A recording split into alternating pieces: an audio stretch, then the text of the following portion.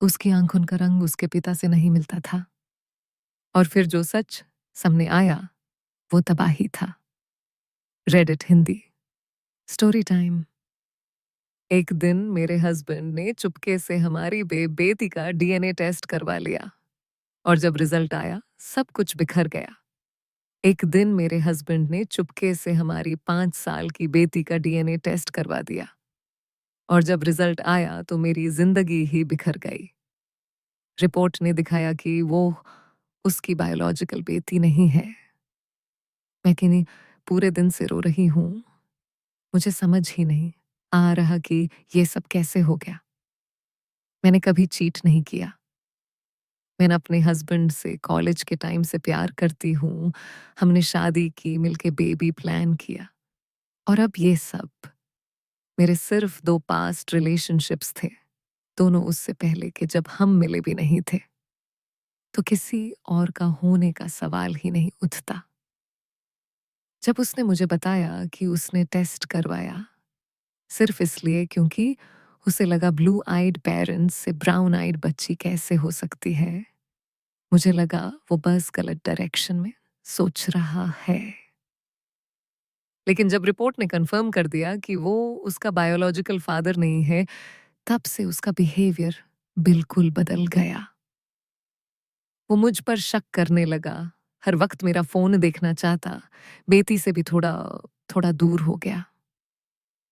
एक दिन तो उसने मुझे बेडरूम से निकाल दिया और मैं बेटी के कमरे में जाके सोई।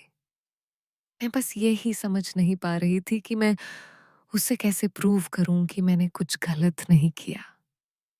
मैंने उसे बार बार समझाया, टेस्ट्स करने की बात की, लेकिन वो सुनने को तैयार ही नहीं था।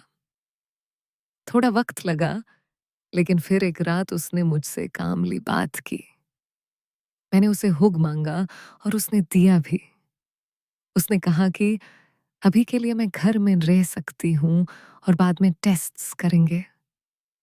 मैं सिर्फ चाहती थी कि हमारा फैमिली वापस जैसे था वैसे हो जाए। फिर हमने टेस्ट्स स्टार्ट किए, मल्टीपल ब्लड टेस्ट्स, मेरी, उसकी और हमारी बेटी की। एक चाइमरिज्म स्पेशलिस्ट के साथ अपॉइंटमेंट भी थी, लेकिन उसे कैंसिल करना पड़ा क्योंकि उससे पहले ही सब कुछ क्लियर हो गया। पुलिस हमारे घर आई, उन्होंने स्टेटमेंट लिया और फिर पता चला हमारी बेटी ना उसकी है न मेरी। जिहान, मैं भी उसकी बायोलॉजिकल माँ नहीं हूँ। हॉस्पिटल में डिलीवरी के टाइम किसी और के बेबी के साथ हमारा बेबी स्वॉप हो गया था। अब हम हॉस्पिटल के अगेंस्ट केस फाइल कर रहे हैं, लेकिन जो दर्द है उसे शब्दों में बयान करना मुश्किल है।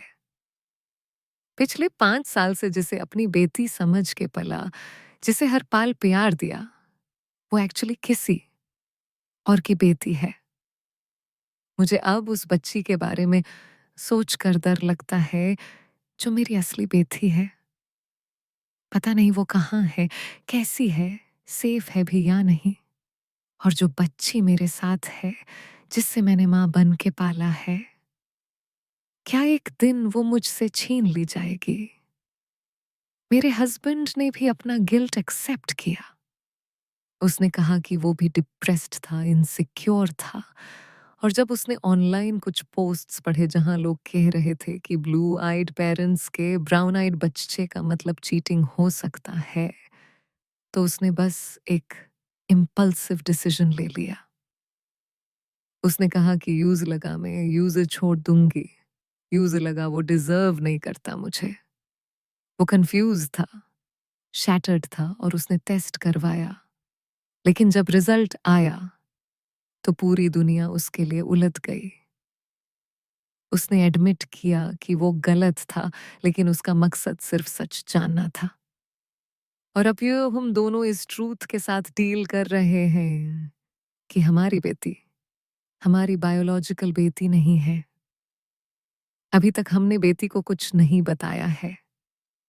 वो छोटी है, स्कूल जाती है। अगर यूज पता चल गया तो वो दूसरे बच्चों को बता देगी, लोग जज करेंगे, गॉसिप बनाएंगे। लेकिन एक दिन तो उसे सच बताना पड़ेगा। शायद जब वो बड़ी होगी तब। अभी के लिए हम बस चाहते हैं कि वो सेफ, हैप्पी और लव्ड फील करे। ये सब किसी नाइटमेयर से कम नहीं। मैं रोज सोचती हूँ, क्या ऐसा भी होता है रियल लाइफ में? हर वक्त गूगल करती हूँ, कोई सपोर्ट ग्रुप मिले तो कोई सॉल्यूशन, लेकिन कुछ नहीं। सिर्फ टैबलॉइड आर्टिकल्स मिलते हैं, वो भी गॉसिपी हेडलाइंस के साथ। मैं सिर्फ चाहती हूँ कि मेरी बायोलॉजिकल बेटी जहां भी हो, सेफली हो। और जो मेरे साथ है कहे, उससे मैं न कभी भी कंपेयर नहीं करूंगी।